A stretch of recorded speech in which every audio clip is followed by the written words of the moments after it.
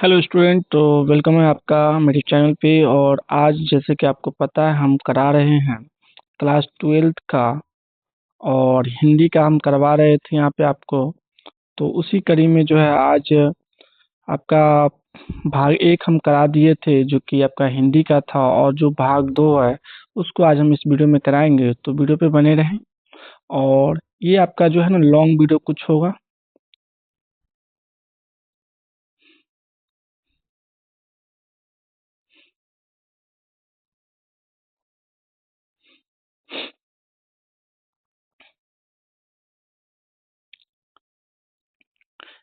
जैसा कि आपको पता है हमने गद्यांश वाला जो पार्ट था वो हम आपको करवा दिए हैं, और इस वीडियो में हम आपको जो है पद खंड जो है वो करवाएंगे। तो चैनल पे नए हैं तो जाके सब्सक्राइब कर लीजिए और बेल आइकन दबाना ना भूलिए। और चैप्टर का नाम है करवक। और यहाँ पे हो सकता है 2 या 3 चैप्टर का प्रश्न को हल कराएंगे, तो लॉन्ग वीडियो भी हो सकता है। तो आप लोग को ये बहुत अच्छे से इसको रिवीजन करना है और अंतिम समय में इसको आप लोग को उपयोग में लाना है। तो चलिए ज़्यादा समय नहीं खराब करते हैं और एक एक करके सारे प्रश्न को जो है यहाँ पे हल करते हैं।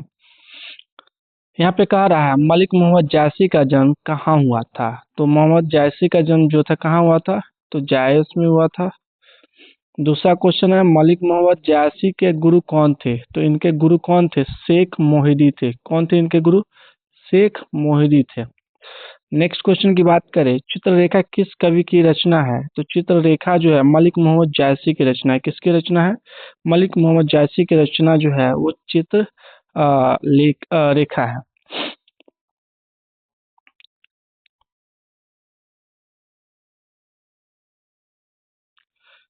नेक्स्ट क्वेश्चन है यहाँ पे, जायसी का जन्म स्थान है तो ये है जायस कब्र अमेठी। जायस कब्र अमेठी इसका जन्म स्थान है। और नेक्स्ट है 5 नंबर क्वेश्चन, मलिक मोहम्मद जायसी की मृत्यु कब हुई थी। तो इनकी मृत्यु जो है लगभग 1548 में हुई थी। ये कंफर्म नहीं है लेकिन इसी के आसपास में जायसी का जन्म सॉरी मृत्यु हुआ था। और छठा प्रश्न है, मलिक मोहम्मद जायसी कवि हैं। तो ये कवि है प्रेम की पीर के। कौन से कवि है, प्रेम के पीर के ये कवि है। सातवां क्वेश्चन है, करवक के कवि कौन है। तो करवक के कवि कवि कौन है, मलिक मोहम्मद जायसी जो है करवक के कवि है। चलिए 8 नंबर प्रश्न को देखते हैं।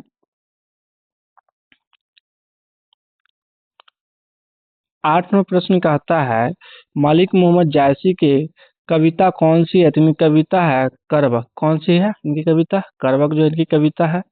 9वां प्रश्न है, मलिक मोहम्मद जायसी का जन्म कब हुआ था। तो इनका जन्म हुआ था 1492 में हुआ था। कब हुआ था, 1492 में। नेक्स्ट प्रश्न है 10 नंबर, जायसी का जन्म किस प्रदेश में हुआ था। तो ये हुआ था उत्तर प्रदेश में। कहाँ हुआ था, उत्तर प्रदेश में हुआ था। उत्तर प्रदेश के जायस में हुआ था इनका जन्म। 11 नंबर प्रश्न है, जायसी किस तरह के कवि हैं। तो ये जो है सूफी कवि है। कौन सी कवि है, ये जायसी जो है सूफी कवि है। 12 नंबर प्रश्न को हम लोग देख लेते हैं। जायसी के पिता का नाम क्या था। तो जायसी के पिता का नाम था शेख यमरेक। क्या नाम था जायसी के पिता का नाम, शेख यमरेक था जायसी के पिता का नाम। 13वां प्रश्न है, जायसी थे तो ये थे फकीर थे। जायसी क्या थे, फकीर थे। मलिक मोहम्मद जायसी क्या थे, फकीर थे। 14वां प्रश्न है, जायसी हिंदी साहित्य की किस काव्य धारा से जुड़े थे। तो ये थे प्रेम मार्गी शाखा से। किससे जुड़े हुए थे, प्रेम मार्गी शाखा से जुड़े हुए थे।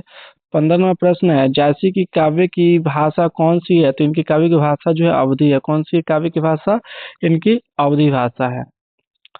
चलिए 16 नंबर प्रश्न को इसी के साथ हम लोग देखते हैं।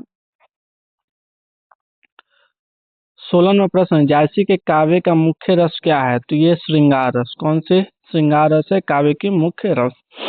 17वां प्रश्न, जायसी ने रत्नसेन तथा पद्मावती की कथा को किस प्रकार जोड़ा है।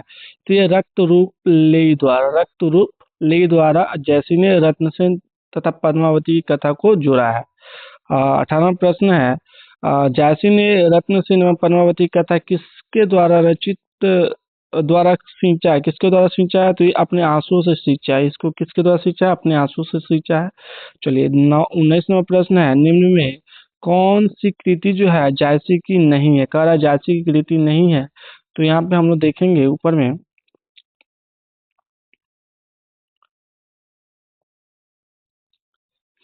जायसी की जो कृति नहीं है वो है भक्तमाल। कौन सी कृति नहीं है? भक्तमाल जो है जायसी की कृति नहीं है। अगला क्वेश्चन है 20 नंबर, जायसी का काव्य किस प्रकार गंभीर एवं व्यापक है? तो ये समुद्र की भांति जो है इनका काव्य गंभीर और व्यापक है। चलिए अगला क्वेश्चन है, इनमें से प्रेम के पीर के कवि हैं, तो प्रेम के पीर के कवि कौन है? जायसी। कौन है? जायसी है। 22वां क्वेश्चन है, करवक कहाँ से लिया गया है? तो करवक जो लिया गया पद्मावत से लिया गया। कहाँ से लिया गया करवक? पद्मावत से लिया गया है। तो दोस्तों अभी तक आपने हमारा चैनल को सब्सक्राइब नहीं किया तो सब्सक्राइब कर लीजिए, बेल आइकन दबाना ना भूलिए और पुरानी वीडियो को जरूर देखिए जो कि आपका गढ़ खंड से आपका पूरा प्रश्न हम वहाँ पे करवाए थे और उसका एक फुल वीडियो जो है आपको मिला हुआ है, उसको भी आप लोग जरूर वॉच कीजिए। 23वां प्रश्न को हम लोग देखेंगे। 23वां प्रश्न कहता है, करवक के रचयिता कौन है? तो करवक के रचयिता आपके देखा जाए तो जायसी है। कौन है? जायसी है। करवक के रचयिता कौन है? जायसी है। 24वां प्रश्न को देखते हैं इसी के साथ। 24वां प्रश्न कहता है, जायसी रचित पद्मावत की भाषा क्या है? तो ये भाषा है अवधी। जायसी द्वारा जो पद्मावत की रचना की गई वो अवधी भाषा में रचित है। 25वां क्वेश्चन है, मलिक मोहम्मद जायसी किस परंपरा के कवि हैं? तो ये जो है आपका प्रेम ख्यानक काव्य परंपरा के ये कवि हैं। अगला क्वेश्चन 26वां है, जायसी ने अपनी आंख की उपमा किससे की? अपनी आंख की उपमा जो है ये जायसी जो है दर्पण से करते हैं। जायसी अपनी आंख की तुलना जो है दर्पण से करते हैं। 27वां प्रश्न है, मलिक मोहम्मद जायसी किस शाखा के कवि हैं? तो ये शाखा है प्रेम मार्गी शाखा। कौन सी शाखा है? प्रेम मार्गी शाखा के ये कवि हैं। चलिए अगला प्रश्न को देखते हैं।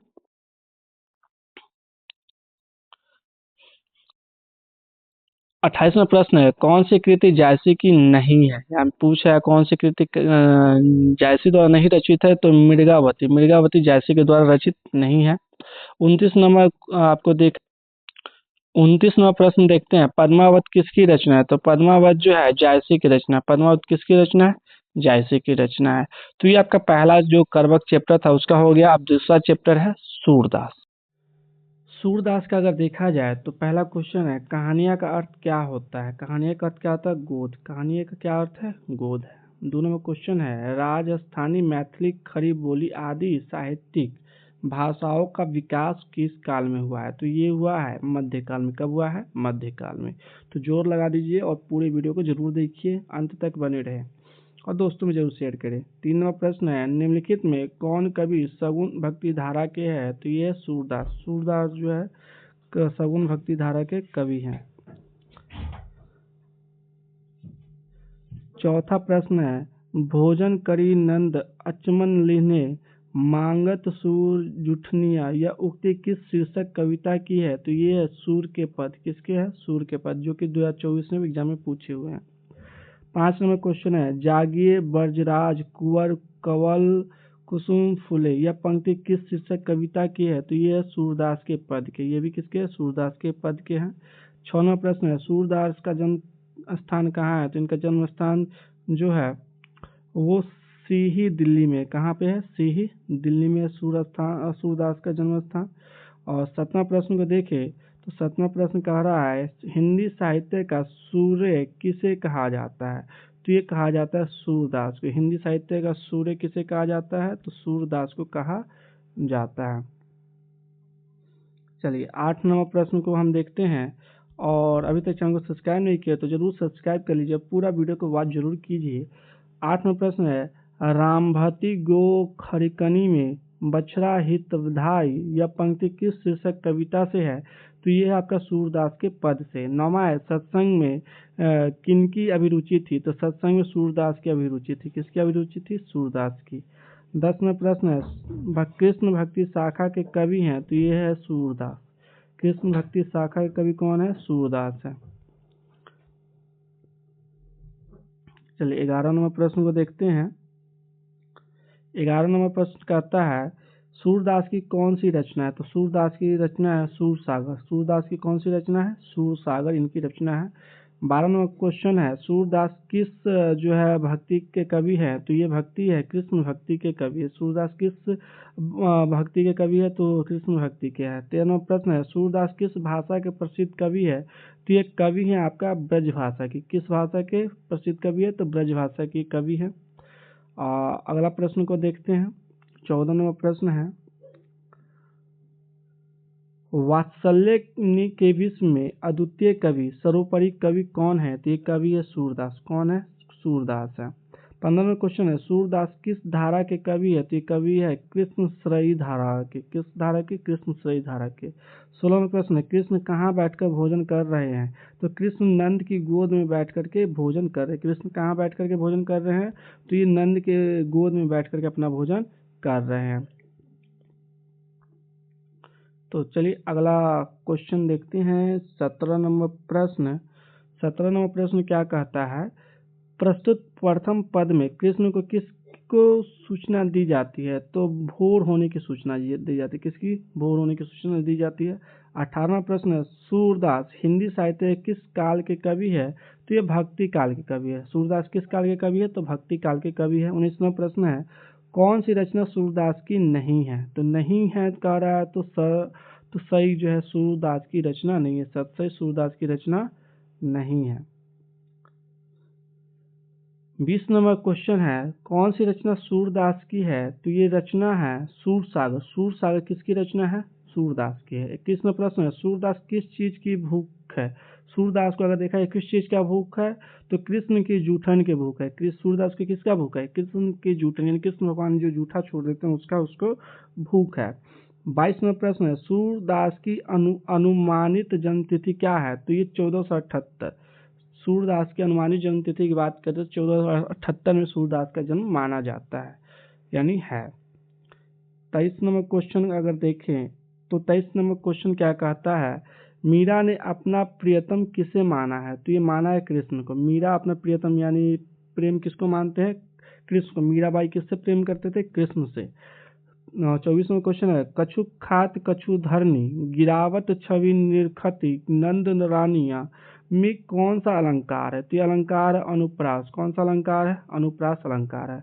25 नंबर क्वेश्चन है, कवल कुसुम फूले नर नारी सुर श्याम में कौन सा अलंकार है? तो ये अनुप्रास अलंकार है। कौन सा अलंकार है? अनुप्रास अलंकार है। 26 नंबर प्रश्न में देखें, साहित्य लहरी किनकी रचना है? तो ये रचना है सूरदास की। किसकी रचना है साहित्य लहरी? तो सूरदास की। सूरदास की रचना कौन सी है? साहित्य लहरी। ये जो है सूरदास की रचना है। 27 नंबर प्रश्न को यहाँ पे हम देखेंगे। 27 नंबर प्रश्न है, सूरदास की रचनाओं की भाषा क्या है? तो इनकी रचनाओं की भाषा जो है ब्रज भाषा। सूरदास की रचना कौन सी है? ब्रज भाषा में इनकी रचना है। 28वां प्रश्न है, सूरदास के दीक्षा गुरु का नाम क्या था? सूरदास को जो दीक्षा दिए थे वो थे वल्लभाचार्य। किसने सूरदास को दीक्षा दिया था? वल्लभाचार्य। वल्लभाचार्य ने किसको दीक्षा दिया था? तो सूरदास को। ये उल्टा प्रश्न भी बन सकता है। 29वां प्रश्न है, सूरदास किस मार्ग में दीक्षित हुए थे? तो ये हुए थे पुष्टि मार्ग में। किस मार्ग में दीक्षित हुए थे? पुष्टि मार्ग में दीक्षित हुए थे। 30वां प्रश्न है, वल्लभाचार्य से मिलने के पूर्व सूरदास जो है सूर किस भाव के पद गाते थे? तो ये गाते थे क्या नाम है, दैन्यू या देव्यू कुछ ऐसे ही है, तो ये गाते थे दैव्य। ठीक है, तो दैव्य भाव के थे। 31 नंबर है, सूरसागर किसकी रचना है? तो ये रचना है सूरदास की। किसकी रचना है? सूरदास की। 32 नंबर है, आचार्य रामचंद्र शुक्ल को सूरसागर परिसीमित लगा क्योंकि वह गीत काव्य है। वह क्या है? गीत काव्य है। चलिए 33वां प्रश्न को देखते हैं। 33वां प्रश्न है, राधा सकेली किसकी रचना है? तो ये सूरदास की। राधा सकेली किसकी है? राधा रसकेली। राधा रसकेली किसकी रचना है? तो सूरदास की है। 34वां प्रश्न है, सूरसागर किस भाषा में रचित है? तो ये भाषा है ब्रज भाषा। सूरसागर किस भाषा में रचित है? तो ये ब्रज भाषा में। 35वां है, सूरदास के संकलित पदों में कौन सा रस है? तो ये वात्सल्य रस है। सूरदास जो भी संकलन करते हैं यानी रचना करते हैं उसमें कौन सा रस होता है? तो वात्सल्य रस का इसमें गुणगान होता है। 36 नंबर प्रश्न के यहाँ पे हम देखते हैं। 36वां प्रश्न है, किसकी रचना श्रीमद् भागवत की पद्धति पर 12 स्कंदों में हुई है? किसकी रचना श्रीमद् भागवत की पद्धति में 12 स्कंदों में हुई थी? तो ये है सूरसागर की। किसकी? सूरसागर की। 37वां प्रश्न है, भगवान श्री कृष्ण किस कवि के पूज्य थे? तो ये पूज्य थे सूरदास के। भगवान श्री कृष्ण किस कवि के पूज्य थे? तो ये सूरदास के पूज्य थे। इसी के साथ आपका जो है आपका सूरदास वाला चैप्टर भी खत्म हो गया और हम अब तीसरा चैप्टर को हम देखेंगे इसमें कौन कौन सा प्रश्न जो कि आपके एग्जाम के लिए महत्वपूर्ण है। तो आप लोग बने रहे और अपने दोस्तों में आप इस सेशन को जरूर शेयर कर दीजिए और अपने एग्जाम में जो है आप 50% नंबर जो है इसमें से आप जरूर लाइए। आपको उम्मीद है जो इसमें से प्रश्न 100% आएगा ही आएगा। तो देरी नहीं कीजिए, पूरा वीडियो वॉच कीजिए। तुलसीदास चैप्टर का नाम है और पहला प्रश्न है, तुलसीदास क्या पहनते थे? तो तुलसीदास पहनते थे कॉपिन पहनते थे। क्या पहनते थे? कॉपिन। तुलसीदास पूछा जाए एग्जाम में क्या पहनते थे? कॉपिन। देखिए पिछले साल जो है सेट ए में ISC के परीक्षा में पूछा गया है और आपको साइंस और आर्ट्स दोनों में प्रश्न जो है पूछा ही जाता है हर एक चैप्टर से। तो आप लोग ध्यान लगा के पूरा प्रश्न को देखिए, हो सके तो 2 गुना स्पीड पे भी देखिए, लेकिन पूरा को देखिए और भी सारे वीडियो जो है आपके गद्य सेक्शन से है उसको भी वॉच जरूर कर ले। दूसरा है, रामलला नाछू शीर्षक रचना किसकी है? तो यह तुलसीदास की। किसकी है? तुलसीदास की। 3 नंबर है, तुलसीदास ने शिक्षा कहाँ से प्राप्त किया था? तो काशी से प्राप्त किया। तो तुलसीदास शिक्षा कहाँ से ग्रहण करते हैं? तो काशी से ग्रहण करते हैं।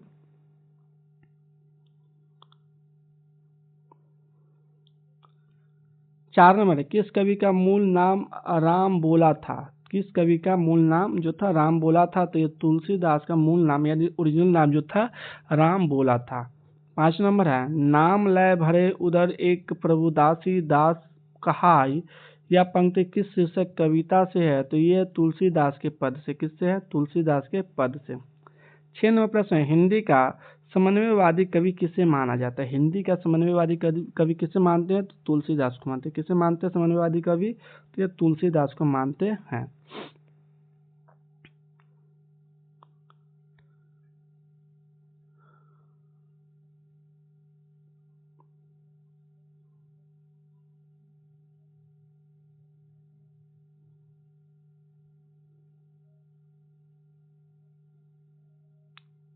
तो चलिए 7 नंबर प्रश्न हम यहाँ पे देखते हैं। 7 नंबर प्रश्न कहता है, तुलसीदास का सर्वश्रेष्ठ महाकाव्य कौन सा है? तुलसीदास ने कौन सा सर्वश्रेष्ठ महाकाव्य लिखा है? तो ये रामचरितमानस जो कि कहा जाता है जो महाकाव्य है और सबसे पवित्र महाकाव्य और अभी जो सबसे ज़्यादा पढ़े जाने वाला महाकाव्य की बात करें तो रामचरितमानस है, जो कि भगवान राम के चरित्र पे लिखा गया है तुलसीदास द्वारा।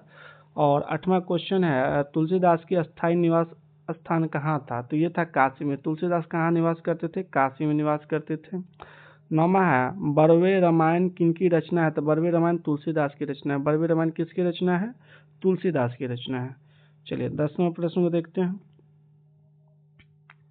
10वां प्रश्न आता है, काशी में कितने वर्ष रहकर तुलसीदास विद्यायन किए थे? यानी रह करके पढ़ाई किया था। तो ये 15 वर्ष रहे थे काशी में, वहाँ पे पढ़ाई किया था। 11 नंबर क्वेश्चन है, तुलसीदास ने अपने युग की किन 2 साहित्यिक भाषाओं को अपनाया था? तो अवधी और ब्रज को अपनाया था। तुलसीदास ने अपने युग के 2 साहित्यिक भाषा जो अवधी और ब्रज था इसको इन्होंने अपनाया था। 12वां क्वेश्चन है, तुलसीदास के दीक्षा गुरु थे, यानी तुलसीदास के दीक्षा गुरु कौन थे? तो ये थे नरहरिदास। कौन थे? नरहरिदास थे। 13वां प्रश्न है यहाँ पे, कहता है तुलसीदास की पत्नी का क्या नाम था? तो इनकी पत्नी का नाम था रत्नावली। तुलसीदास की पत्नी का क्या नाम था? रत्नावली। इनकी पत्नी का क्या नाम था? रत्नावली। 14वां प्रश्न है, तुलसीदास की माता का क्या नाम था? तथा हुलसी। तुलसीदास की माँ का क्या नाम था? हुलसी। तुलसीदास का जन्म कब हुआ था? तो तुलसीदास का जन्म हुआ था 1543 में। कब हुआ था तुलसीदास का जन्म? 1543 में। 16वां प्रश्न है, तुलसीदास का जन्म किस प्रदेश में हुआ था? तो ये हुआ था उत्तर प्रदेश। तुलसीदास का जन्म कब हुआ था? कहाँ हुआ था? तो उत्तर प्रदेश में। कब हुआ था? तो 1543 में हुआ था। 17 नंबर प्रश्न को हम देखें तो 17 नंबर प्रश्न क्या है, रामचरितमानस किसकी रचना है? तो ये रचना है तुलसीदास की। रामचरितमानस किसकी रचना है? तुलसीदास की। 18वां प्रश्न है, तुलसीदास किस शाखा के कवि है? तो ये है राममार्ग की। किस शाखा के कवि है? राममार्ग के। गीतावली किसकी रचना है? तो ये जो है आपका तुलसीदास की। गीतावली किसकी रचना है? तुलसीदास की। 20 नंबर क्वेश्चन है, तुलसीदास को किस चीज की भूख है? तो इनको है भक्ति की। तुलसीदास को किस चीज की भूख है? तो इनके जो है भक्ति की भूख है। 21 नंबर क्वेश्चन की ओर चलते हैं और देखते हैं। कहता है 21 नंबर क्वेश्चन, गोस्वामी तुलसीदास हिंदी के कैसे महाकवि हैं? तो जातीय महाकवि है। गोस्वामी तुलसीदास हिंदी के कैसे महाकवि हैं? तो ये जातीय महाकवि हैं। अगला प्रश्न का हम लोग देखते हैं 22 नंबर, तुलसीदास ने प्रथम पद में किसकी स्तुति की है? तो ये किए हैं आपका सीता जी की। प्रथम पद में तुलसीदास जो है सीता माता की क्या करते हैं? स्तुति करते हैं। उसके बाद 23 नंबर प्रश्न है, कहता है तुलसीदास के दोनों पदों में किस रस की व्यंजना हुई है? तो ये भक्ति रस की। किसकी हुई है? भक्ति रस की व्यंजना हुई है।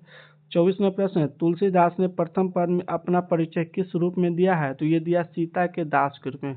तुलसीदास ने प्रथम पद में अपना परिचय जो है सीता माता के दास के रूप में अपना परिचय दिया है।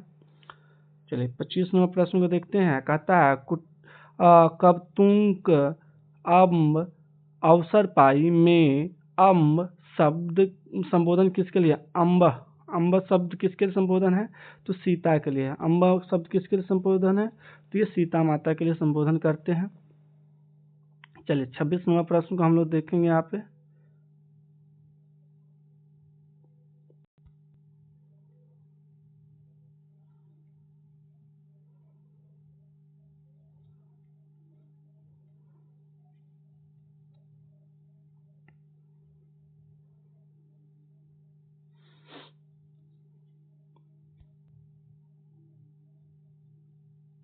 यहाँ पे देखा जाए तो 26 में प्रश्न है, निम्न में कौन रचना तुलसीदास की है? तो ये रचना है आपका दोहावली। तुलसीदास की रचना कौन सी है? दोहावली है। 27वां प्रश्न है, कौन सी रचना तुलसीदास की है? तो ये है विनय पत्रिका। कौन सी रचना तुलसीदास की है? विनय पत्रिका तुलसीदास की रचना है। 28वां प्रश्न है, कौन सी रचना तुलसीदास की नहीं है? यहाँ पूछ रहा है तुलसीदास की रचना कौन सी नहीं है? आखिरी ललल। आखिरी ललल किसकी रचना नहीं है? तुलसीदास की रचना नहीं है।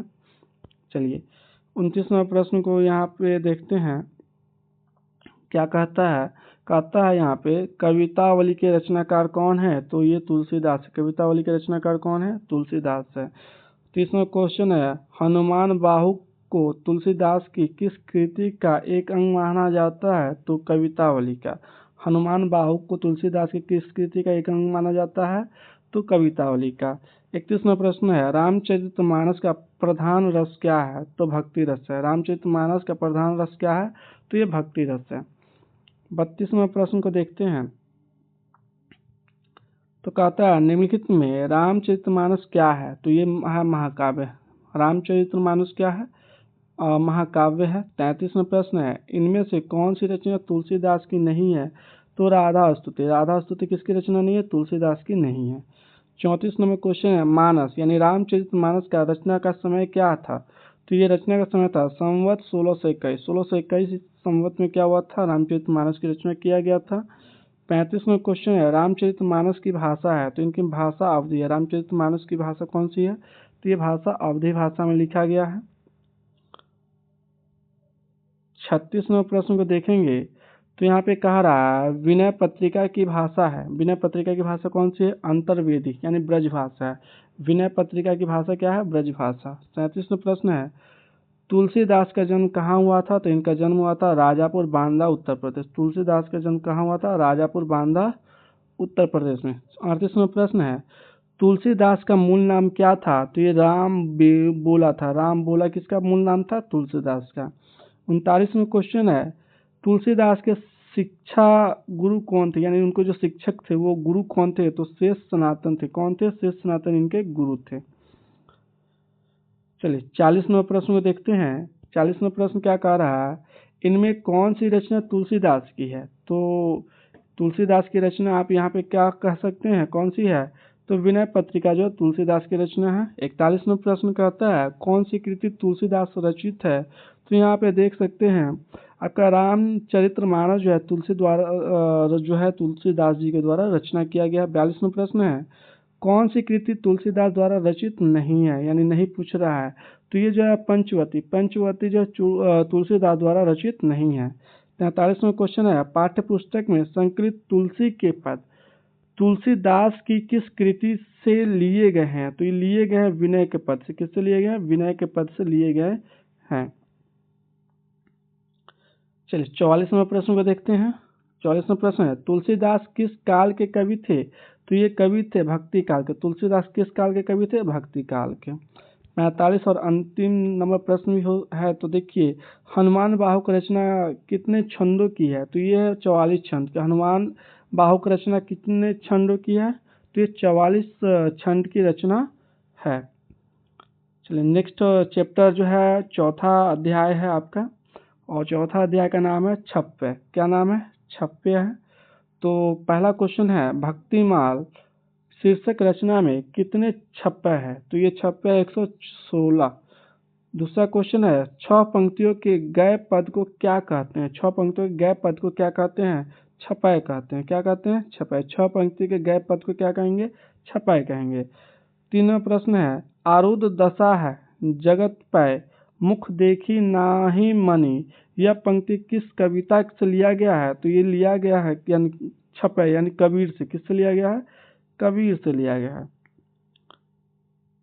चौथा क्वेश्चन है यहाँ पे, कवि नाभादास ने ज्ञानार्जन कैसे किया। तो ये किया था सत्संग द्वारा। कवि नाभादास ज्ञानार्जन कैसे करते हैं? सत्संग करके। 5वां क्वेश्चन है, छपाई क्या है। तो ये छपाई छंद। छपाई क्या है? छंद है। 6वां प्रश्न है, नाभादास का काव्य रचना क्षेत्र था।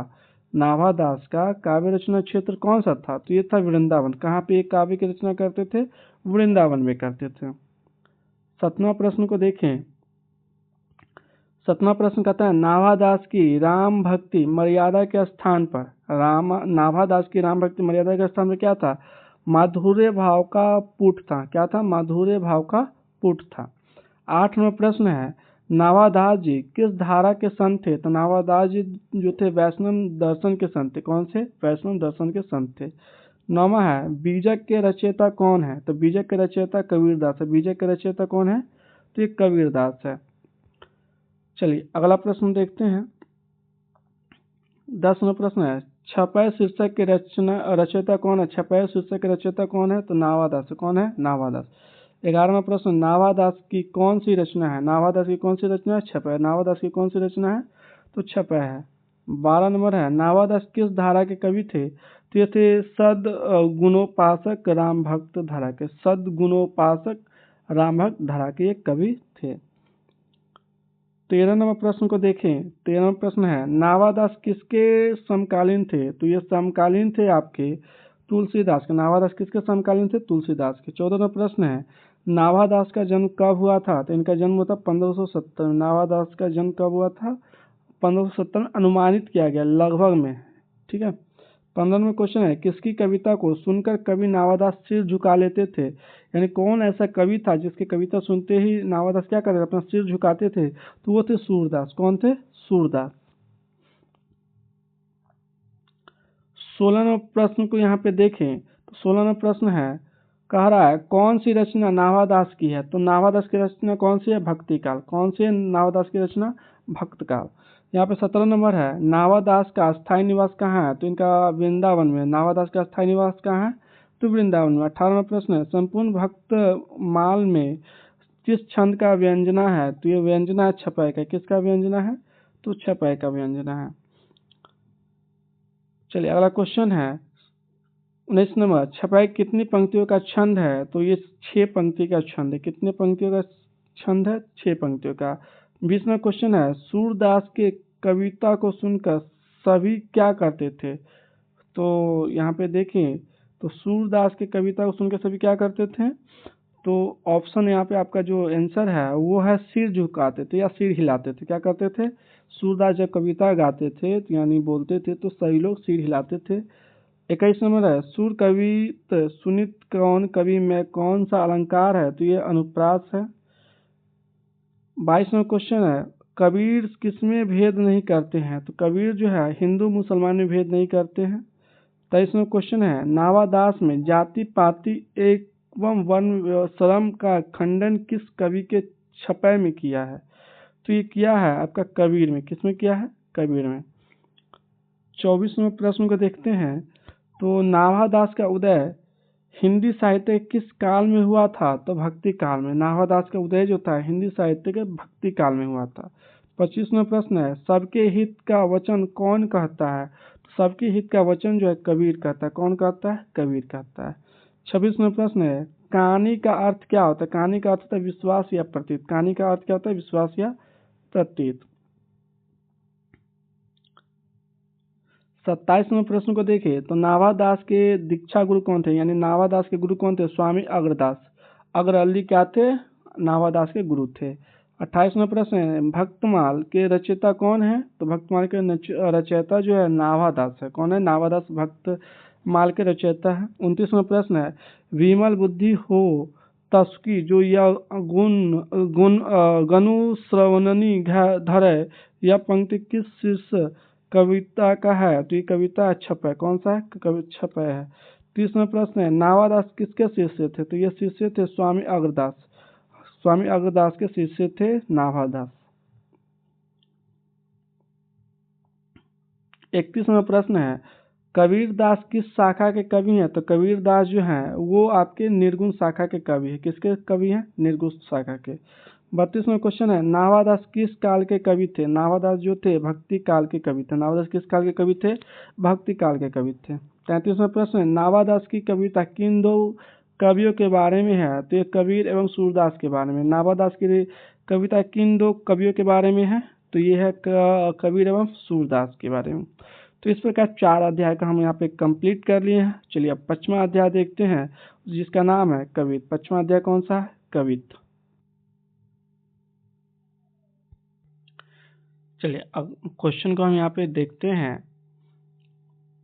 तो पहला क्वेश्चन है, कवि भूषण को भूषण की उपाधि किस राजा के द्वारा दिया गया था? तो राजा रुद्र शाह के द्वारा जो था भूषण को भूषण की उपाधि जो दिया गया था। 2 नंबर क्वेश्चन है, छत्रपति शिवाजी साहू जी छत्रसाल किस कवि के प्रमुख आश्रयदाता थे? यानी जो छत्रपति के जो परिवार से थे इन्होंने किसको आश्रय दिया था? तो ये दिया था शमशेर बहादुर सिंह के। शमशेर बहादुर सिंह के जो थे आश्रयदाता थे।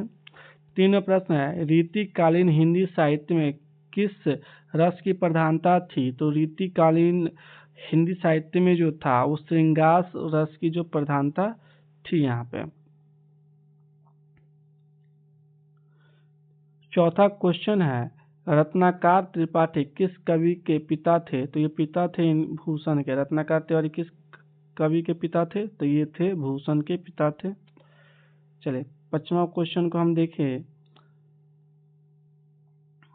5वां क्वेश्चन कहता है, लागती लपकी कंठ बैरिन के नागिन सी यह उक्ति किस शीर्षक कवि की है?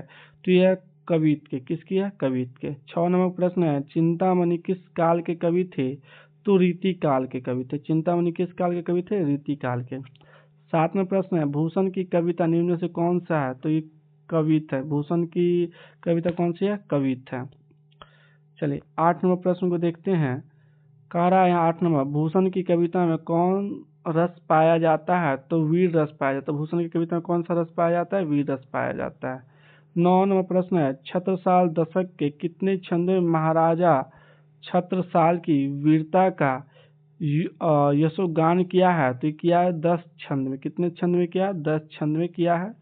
10 नंबर प्रश्न है, कवित्व शीर्षक कविता के कवि कौन है? तो ये कवि है भूषण। कवि कौन है?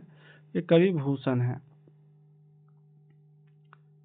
11वां प्रश्न है, भूषण रीति काल के किस धारा के कवि हैं? तो रीति युक्त धारा के कवि। किस धारा के कवि? रीति युक्त धारा के कवि है।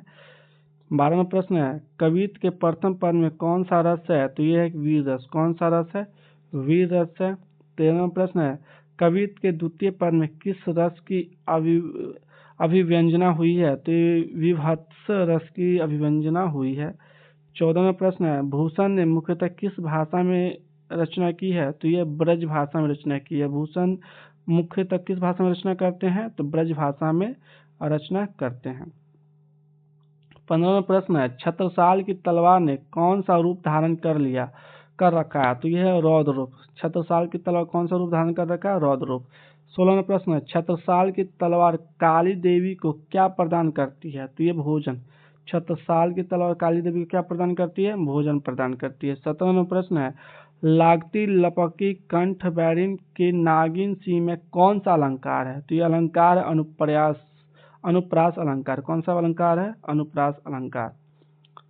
18वां प्रश्न को हम देखें तो 18वां प्रश्न कहता है, निम्नलिखित में कौन सी रचना भूषण की है? तो ये शिवराज भूषण। शिवराज भूषण किसकी रचना है? तो भूषण की रचना है। 19वां प्रश्न है, भूषण ने समुद्राग्नि से किसकी तुलना की है? तो शिवाजी की तुलना की है। शिवाजी की तुलना किससे की है? समुद्राग्नि यानी समुद्र की अग्नि से की है। समुद्र में जो आग होता है उससे किया है तुलना शिवाजी। किसने किया? तो भूषण ने किया है। 20वां क्वेश्चन है, भूषण के प्रथम दंड में कौन सा रस है? तो ये दंड में जो रस है वो है वीर रस। कौन सा रस है? वीर रस है। 21वां प्रश्न है, भूषण के द्वितीय छंद में किस रस का अभिव्यंजना हुई है? तो यह है रौद्र रस का। कौन से रस का? रौद्र रस का। चलिए 22वां प्रश्न देखते हैं। कहता है, तेज हम अंश पर कान जिमी कंस पर यो मलिक्ष वंश पर शेर शिवराज है। यह पंक्ति किस शीर्षक कविता की है? तो ये कविता है कवित। कौन सा है? कवित है। 23वां क्वेश्चन है, कौन सी कृति भूषण की है? तो शिवावापनी। शिवावापनी किसकी कृति है? भूषण की है।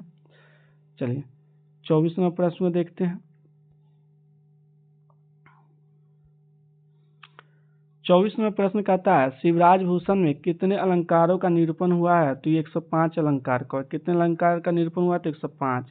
अगला क्वेश्चन 25 नंबर है, शिवा बावनी के कितने मुक्तों में छत्रपति शिवाजी की वीरता का बखान किया गया है? तो ये किया गया 52। कितने? 52 में किया गया है।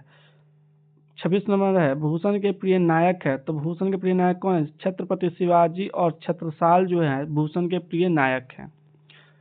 चलिए 27वां प्रश्न को हम लोग देखेंगे। कह रहा है 27वां प्रश्न, शिवाजी के पुत्र का नाम क्या था? तो साहू जी था। शिवाजी के पुत्र का क्या नाम था? साहू जी था। ये इतिहास से संबंधित भी है तो आपकी हिस्ट्री में भी काम आ जाएगा। 28वां प्रश्न है, शिवा बावनी में कितने मुक्त है? तो शिवा बावनी में 52 मुक्त है। कितने मुक्त है? शिवा बावनी में 52 मुक्त है। 29वां प्रश्न है, छत्रसाल दशक में छंद है। छत्रसाल दशक में छंद है तो 10 छंद। कितने हैं? 10। 30 नंबर है, भूषण के पिता का नाम था। भूषण के पिता का क्या नाम था? तो रत्नाकर त्रिपाठी था। भूषण के पिता का क्या नाम था? रत्नाकर त्रिपाठी था। 31वां प्रश्न है, शिवराज भूषण किसकी कृति है? तो ये कृति है भूषण की। शिवराज भूषण किसकी कृति है? तो भूषण की है। 32 नंबर है, भूषण किस काल के कवि हैं? तो एक कवि है रीति काल के। भूषण किस काल के कवि हैं? तो रीति काल के। चलिए अगला प्रश्न को देखिए 32 नंबर, शिव बावनी में कितने पुष्प मुक्त है? तो शिव बावनी में 52 मुक्त है। कितने मुक्त है? 52 मुक्त है। 34 है, चिंतामणि त्रिपाठी भूषण के कौन थे? चिंतामणि त्रिपाठी भूषण के कौन थे? तो ये भाई थे। कौन थे? भाई थे। 35वां क्वेश्चन है, शिव बावनी में किसकी वीरता का व्याख्यान है? तो ये है शिवाजी की। शिव बावनी किसकी वीरता का व्याख्यान है? तो शिवाजी की। 36वां प्रश्न है, छत्रसाल दशक किसकी कृति है? तो ये कृति है भूषण की। किसकी कृति है? तो भूषण की। इस प्रकार हमने 5 यहाँ पे चैप्टर खत्म किया है और आज के इस बड़े वीडियो में जो आपका जो है छठा चैप्टर करवाने जा रहे हैं, तुमुल कोलाहल कल्ला। और इसका जो 7 चैप्टर बचेंगे उसको नेक्स्ट वीडियो में आपको प्रोवाइड करेंगे। तो आप लोग पूरा वीडियो को सपोर्ट कीजिए, अच्छे कमेंट कीजिए, अपने दोस्तों में ज़रूर शेयर कीजिए और बताइए कि आपको कैसा वीडियो लगा। और नेक्स्ट वीडियो आपको बहुत जल्द आपको उपलब्ध करवाएंगे और एग्ज़ाम से पहले आपको मिल जाएगा वीडियो। तो एक ही वीडियो में हम करवा रहे हैं सारे चैप्टर को, तो आप लोग देखना ना भूले, अपने दोस्तों में शेयर करना ना भूले। तो चलिए क्वेश्चन पे आते हैं। कहता है पहला प्रश्न, विशाख शीर्षक नाटक रचित है तो जयशंकर प्रसाद द्वारा। विशाख शीर्षक नाटक जो है किसके द्वारा रचित है? जयशंकर प्रसाद द्वारा। दूसरा क्वेश्चन है, प्रेम पथिक शीर्षक रचना के रचनाकार कवि कौन है? तो ये है जयशंकर प्रसाद। प्रेम पथिक शीर्षक रचना के रचनाकार कौन है? तो ये जो है आपका जयशंकर प्रसाद है। 3वां प्रश्न है, कामयानी शीर्षक का महाकाव्य का प्रकाशन किस वर्ष किया गया था? तो ये किया गया था आपको 1936 में। कामायनी शीर्षक महाकाव्य का रचना जो था 1936 में किया गया था।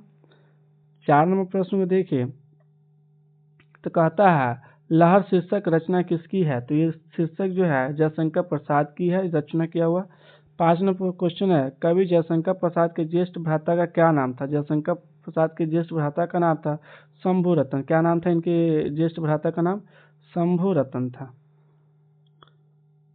6 नंबर प्रश्न है कहता है प्रलय की छाया शीर्षक रचना किसकी है, तो ये है जयशंकर प्रसाद की। प्रलय की शीर्षक रचना किसकी है, तो जयशंकर प्रसाद की। 7 नंबर क्वेश्चन है किस दर्शन की पृष्ठभूमि में कामयानी महाकाव्य की रचना की गई है, तो कश्मीरी शैव दर्शन। किसमें किया गया? कश्मीरी शैव दर्शन में। 8 नंबर प्रश्न है निम्नलिखित में कौन कवि छायावादी है, कौन से कवि छायावादी है, तो जयशंकर कौन से कवि है? छायावादी कवि है।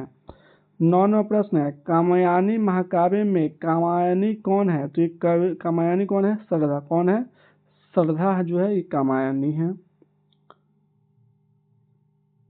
10 नंबर प्रश्न को देखें तो कह रहा है जयशंकर प्रसाद का निधन जो था कब हुआ था, तो ये हो गया था आपका 1937 में जयशंकर प्रसाद का निधन हो गया था। 11 नंबर प्रश्न है जयशंकर प्रसाद का महाकाव्य कौन सा है, तो महाकाव्य है कामायनी। कौन सा काव्य है? महाकाव्य कामायनी। 12 नंबर क्वेश्चन है कंकाल उपन्यास किस कवि की रचना है, तो यह जयशंकर प्रसाद के। कंकाल उपन्यास किस कवि की रचना का है, तो जयशंकर प्रसाद की है। 13वां प्रश्न है चिर विषाद विलीन मन की किस कविता की पंक्ति है, तो ये पंक्ति है तुमुल कोलाहल कल्ला में। तुमुल कोलाहल कल्ला में। 14वां प्रश्न देखिए तो कहता है शेर सिंह का शस्त्र समर्पण नामक आख्यानक काव्य किसके द्वारा लिखा गया है, तो ये जयशंकर प्रसाद के द्वारा लिखा गया। 15 नंबर है आंसू किसकी रचना है, तो ये जयशंकर प्रसाद की रचना आंसू। आंसू किसकी रचना है? जयशंकर प्रसाद की रचना है। 16 नंबर प्रश्न है जयशंकर प्रसाद ने कौन सी कविता लिखी थी, तो ये लिखी थी तुमुल कोलाहल कल्ला में। कौन सी रचना लिखी थी? तुमुल कोलाहल कल्ला लिखी थी। 17 नंबर प्रश्न को देखिए तो 17 नंबर प्रश्न कहता है जयशंकर प्रसाद का जन्म कब हुआ था, तो ये हुआ था 1989 में। जयशंकर प्रसाद का जन्म कब हुआ था? 1989 में हुआ था। 18वां प्रश्न है जयशंकर प्रसाद के पितामह कौन थे, तो ये थे शिवरत्न साहू। जयशंकर प्रसाद के पितामह कौन थे? शिवरत्न साहू। 19वां प्रश्न है जयशंकर प्रसाद कितनी वर्ष की अवस्था में पितृविहीन हो गए थे, यानी कि इनके पिता की मृत्यु हो गई थी। जब ये 12 वर्ष के थे जयशंकर प्रसाद, तो इनके पिता की क्या हो गई थी? मृत्यु हो गई थी। 20वां क्वेश्चन है जयशंकर प्रसाद हिंदी साहित्य किस काल के कवि थे, तो ये थे आधुनिक काल के। जयशंकर प्रसाद हिंदी साहित्य के आधुनिक काल के कवि थे। 21वां प्रश्न को देखते हैं। प्रश्न कहता है प्रसाद जी किस कृति में आधुनिक मानव सभ्यता की मार्मिक समीक्षा की गई है, तो ये है कामायनी में। कामायनी में, ठीक है।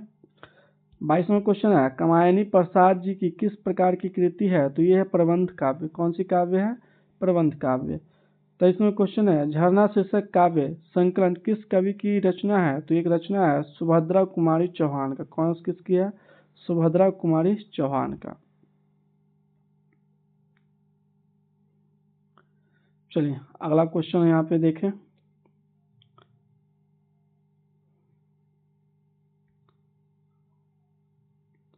तो 24वां प्रश्न कहता है तितली उपन्यास किनकी रचना है, तो ये रचना है जयशंकर प्रसाद की। तितली उपन्यास किसकी रचना है? जयशंकर प्रसाद की है। 25 नंबर है जयशंकर प्रसाद के ज्येष्ठ भ्राता का क्या नाम था, तो शंभू रतन था। ज्येष्ठ भ्राता का क्या नाम था जयशंकर प्रसाद का? शंभू भ्राता, शंभू रतन। 26वां क्वेश्चन है कौन सी रचना जयशंकर प्रसाद की है, तो ये कंकाल। कौन सी रचना जयशंकर प्रसाद की है? कंकाल। 27 नंबर क्वेश्चन है मनुष्य का शरीर क्यों थक जाता है? मन की चंचलता से थक जाता है। मनुष्य का शरीर क्यों थकता है, तो मन की चंचलता के कारण जो उनका शरीर थक जाता है। चलिए 28 नंबर क्वेश्चन है तुमुल कोलाहल कल्ला में प्रसाद जी किस रचना से ली गई है, तो ये लिया गया है कामायनी से। कहाँ से? कामायनी से। 29 नंबर है सजल जलपात में कौन सा अलंकार है? सजल जलपात में कौन सा अलंकार है, तो रूपक है। कौन सा है? रूपक है। 30 नंबर क्वेश्चन है मैं उषा की ज्योति में कौन सा अलंकार है, तो ये अनुप्रास है। मैं उषा की ज्योति में कौन सा अलंकार है? अनुप्रास अलंकार है।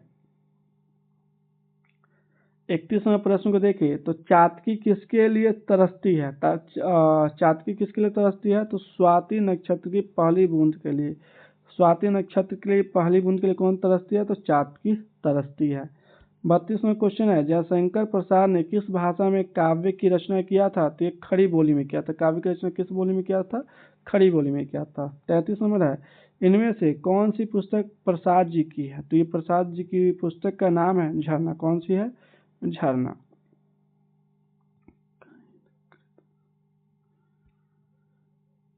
34वां प्रश्न है, जयशंकर प्रसाद की कौन सी कृति अपूर्ण है? तो यह है इरावती। कौन सी बच्चों? इरावती है। 35 नंबर है, प्रसाद रचित महाकाव्य का नाम है? तो कामायनी। प्रसाद रचित महाकाव्य कौन से? कामायनी है। 36वां प्रश्न है, जयशंकर प्रसाद की सफलतम नाटकीय कृति है? तो ध्रुव स्वामिनी है। जयशंकर प्रसाद की सफलतम नाटक कृति कौन सी है? ध्रुव स्वामिनी है। 37वां प्रश्न को देखें तो कहता है, जयशंकर प्रसाद किस वाद के कवि थे? तो ये थे छायावाद के। जयशंकर प्रसाद किस वाद के कवि थे? तो ये छायावाद के कवि थे। 38वां प्रश्न है, प्रसाद जी के पिता का नाम था? तो इनके पिता का नाम था देवी प्रसाद साहू। प्रसाद जी के पिता का क्या नाम था? देवी प्रसाद साहू। 39वां प्रश्न है, प्रसाद जी का जन्म कहाँ हुआ था? तो इनका जन्म हुआ था वाराणसी में। कहाँ हुआ था? वाराणसी में हुआ था। चलिए 40 नंबर क्वेश्चन देखते हैं। 40वां प्रश्न कहता है, कंकाल क्या है? तो कंकाल क्या है? तो उपन्यास। कंकाल क्या है? उपन्यास। 41वां प्रश्न है, ध्रुव स्वामिनी कैसी कृति है? तो ये कृति है नाटक कृति। कैसी कृति है? नाटक कृति है। 42वां प्रश्न है, देवी प्रसाद साहू जयशंकर प्रसाद के कौन थे? तो ये पिता थे। देवी प्रसाद साहू जयशंकर प्रसाद के कौन थे? तो ये इनके पिता थे। और यहाँ पे देखें तो 43 नंबर क्वेश्चन है, कहता है, तुमुल कोलाहल कल्ला में शीर्षक कविता के रचयिता कौन है? तो जयशंकर प्रसाद है। तुमुल कोलाहल कल्ला में शीर्षक कविता की रचना कौन किया था? जयशंकर प्रसाद ने किया था। और आज का जो छठा चैप्टर है उसका अंतिम प्रश्न 44 नंबर कर रहे हैं, कामयानी के रचयिता कौन है? तो कामयानी के रचयिता जो है जयशंकर प्रसाद है। कामयानी के रचयिता कौन है? तो जयशंकर प्रसाद है। तो आशा करते हैं आपको पहली से छठी चैप्टर तक का हर प्रश्न आप लोग पूरा वॉच किए हैं। और आपके जो 7 से 13 चैप्टर है वो अगले वीडियो में आपको हम देंगे। तो आप लोग इस वीडियो को अच्छे से रिवीजन कीजिए, 2 गुना स्पीड में कीजिए, अपने दोस्तों में ज़रूर शेयर कीजिए। और चैनल पे नए हैं तो चैनल को लाइक कीजिए और सब्सक्राइब ज़रूर कीजिए। और वीडियो कैसा लगा वो आप कमेंट बॉक्स में ज़रूर लिखिए। तो मिलते हैं नेक्स्ट वीडियो में।